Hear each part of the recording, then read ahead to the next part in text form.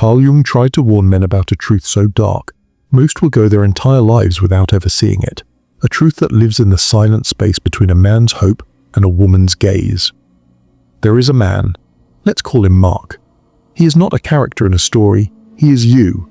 He is the man who wakes up in a bed that feels, some mornings, like a stage. The room is familiar, the soft hum of the air conditioner, the specific way the morning light cuts through the blinds, painting stripes across the floor. But there is a chill in that room that has nothing to do with the temperature. It's the chill of a question he hasn't yet formed, a feeling that he is performing, even when he is alone. He looks at the woman sleeping beside him. Her face is peaceful, a landscape he believes he knows. He loves the curve of her shoulder, the way her hand rests under her cheek. He believes she loves him, his jokes, his ambitions, the solid, quiet man he tries to be.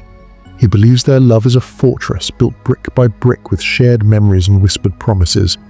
But what he doesn't know, what he can't yet feel, is that he is not the architect of that fortress.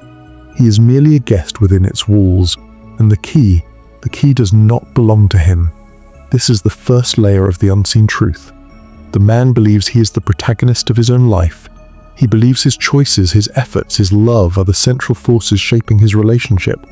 This is the most dangerous lie a man can tell himself. Because Carl Jung saw something else. He saw that within every woman resides a powerful unconscious force. He called it the Animus. It is not her.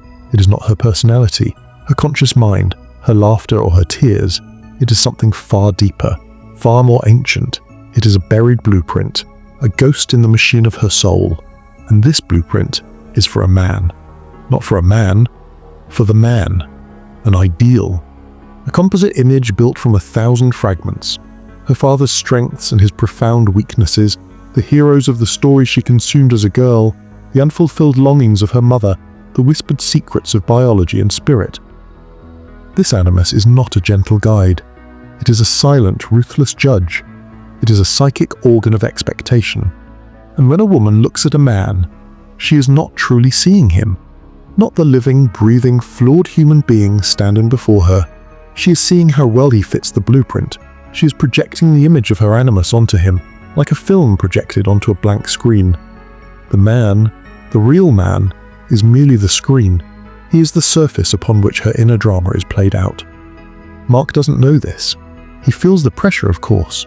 He feels it in the way she lights up when he achieves something, and the way her eyes grow distant when he expresses a doubt. He feels it in the unspoken rules of their arguments, the things he must never say, the emotions he must never show. He's trying to love a woman.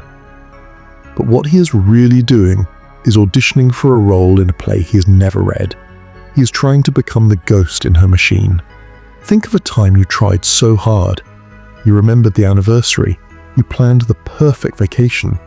You listened intently. You offered solutions. You tried to be the rock, the provider, the hero. And you felt nothing. Or worse, you felt a subtle withdrawal, a cooling, a sense that your efforts, instead of bringing you closer, were pushing her away.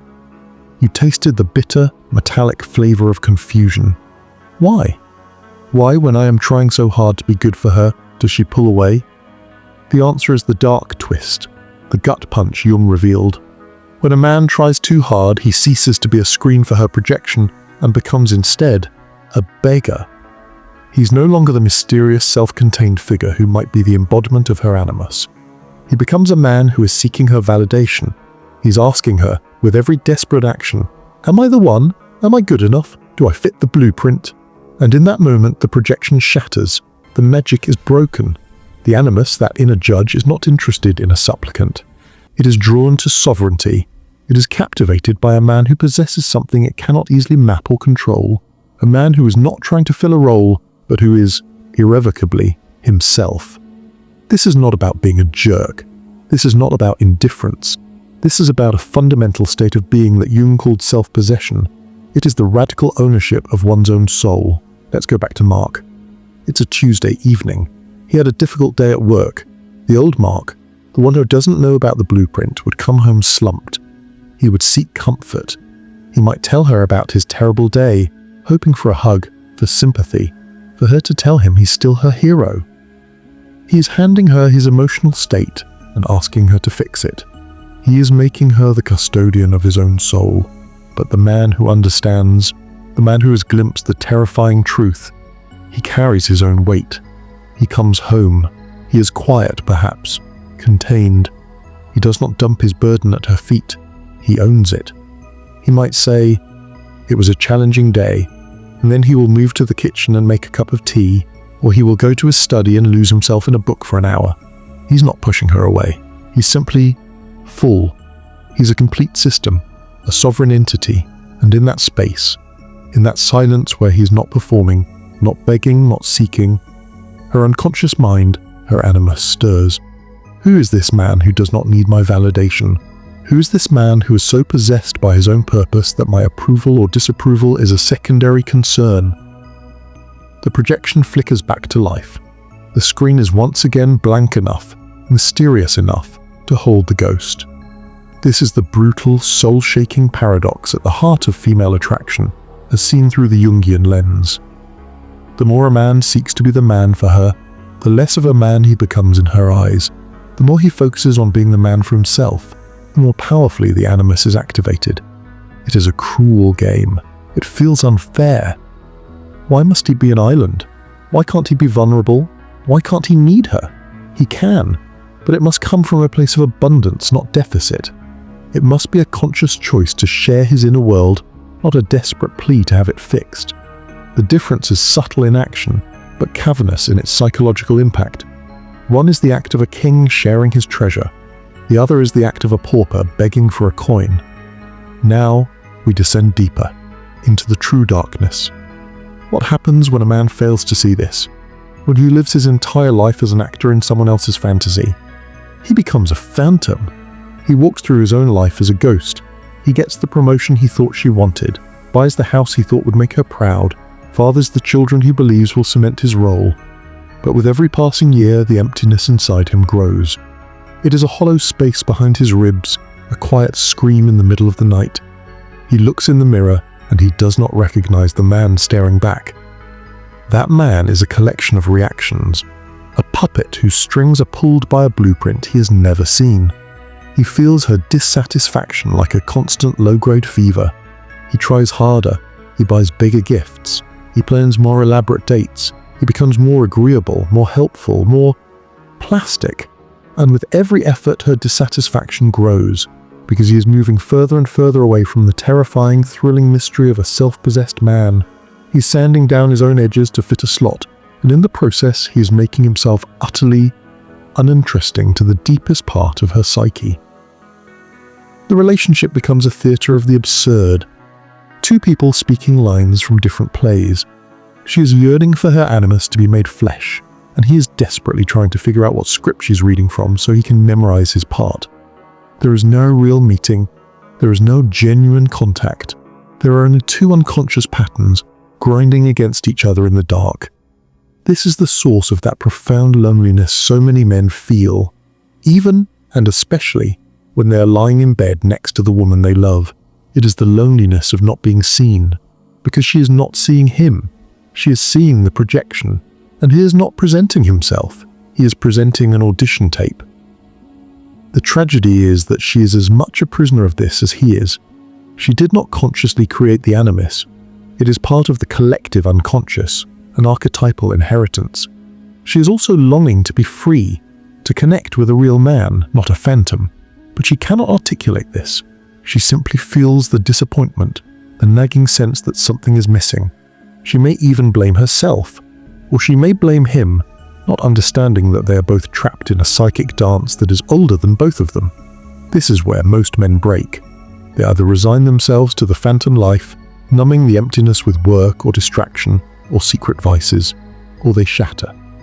The pressure of pretending to be someone you are not for a love that is not directed at you eventually becomes too much. The psyche rebels. It can happen in a moment, a seemingly small thing. The way she says, "It's fine," when it's clearly not fine. The way she looks at another man, not with lust, but with a flicker of that ancient searching curiosity. And something in him snaps. He doesn't yell, he doesn't cry. It's quieter than that and far more terrifying. It is an internal collapse. The actor walks off the stage mid-performance and refuses to come back. He may still be in the house, in the relationship, but the performance is over. The light in his eyes goes out. This is not empowerment. This is a spiritual death. This is the man who has realized he's been living a lie, and the realization has killed something essential inside him. But there is another path, a darker, more difficult, and ultimately more truthful path. It begins with a brutal confrontation with the self. It requires a man to stop looking at her, to stop trying to decode her, to please her, to win her, and to turn his gaze inward into the shadows of his own psyche. Jung called this the journey of individuation. It is the process of becoming an individual, whole and self-defined. This journey is not for the faint of heart. It is a descent into a personal underworld. A man must face his own demons, his insecurities, his fears, his latent laziness, his rage, his childish need for approval. He must ask himself the most frightening question he will ever ask. Who am I when no one is looking? Who am I when I'm not trying to be someone's son, someone's husband, someone's provider, someone's idea of a man? This is the birth of true masculinity. It is not born from posturing or from collecting external validations. It is forged in the silent, solitary furnace of self-examination. It is the slow, painful process of reclaiming every projected part of yourself. It is taking back the power you gave to others to define you. A man on this path begins to change. His center of gravity shifts from external to internal. He makes decisions based on his own inner compass, not on the predicted reactions of others.